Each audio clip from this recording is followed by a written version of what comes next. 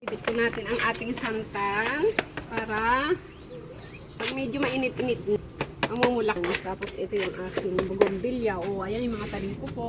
Ito po talaga yung aking nakaka-stress. Ganda ng bulaklak, di ba? Nilang doble na kulay ay white na para sa angel. Isang putos ko, giant putos. Mapagapang ko na siya. Dito po ako dito sa labas. Kaya lang sobrang siksik po eh. Wala pa kasing space. Ito pa oh, hindi pa siya namumulaklak. Ito din may money tree din. Ay, money plant din ako dyan. Maliit pa lang.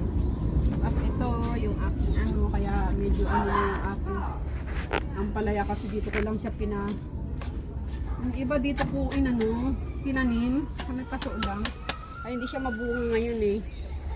Yan, tingnan mo. Tapos may bunga naman siya, maliit na lang oh. Yan, ang liit-liit. Liit-liit na ng bunga eh.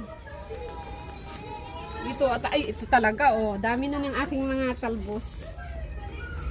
Kailangan itatalbos ko na rin yan para yumabong ulit. Tapos ito, may saluyot pa ako. Kompleto ng aking gulay, guys. Yan, tanim-tanim lang po para meron po tayong priskong gulay. Tapos ito, oh. Ayan, ang aking sili. Lambot niya. Ito lang siya, oh. Nakatanim dito sa may timba.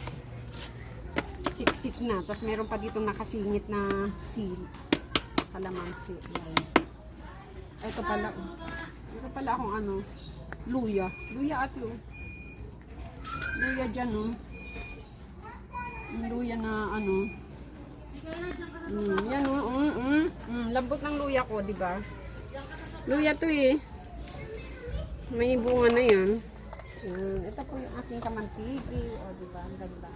Kasi meron pa akong yung mayabong na malunggay. So, ayan guys, kompleto na ang aking garden, kompleto na ang aking gulay. Kaya ayan, tako tayo para makatiin tayo ng priskong gulay. Ayan po. Ayan. Hello po. Mag-garden po tayo ngayon at medyo lumabas na yung araw. Ayan, ang dami ko na naman talbos dyan. Baka bukas kukunin ko na naman. Tapos ito po yung aking peppermint. Ang labot-labot pa niya. Nasa labas oh. Dami. Nagtanim din ako ng aloe vera. Kasi ang aloe vera nilalagay ko sa buhok ng aking bunso. At may mga ano siya. Yung balabalakubak. Yung aking ampalaya dito. Tinanggal ko na kasi medyo maano na yung dahon. Kaya nagpalit na naman ako ng dahon. So ito na lang muna tayo. No, susunod na araw kukunin ko na yun. Ito, meron ba akong sampagita ate, oh, cute. Ililipat ko na rin ito sa malaking paso. Nasa ganun lang kasi yan. Tapos meron din akong rose. Ayan ang rose ko, oh. Bigay ni ate Rose. Nagsisiksikan sila, kaya kailangan nilagay na yan sa iba.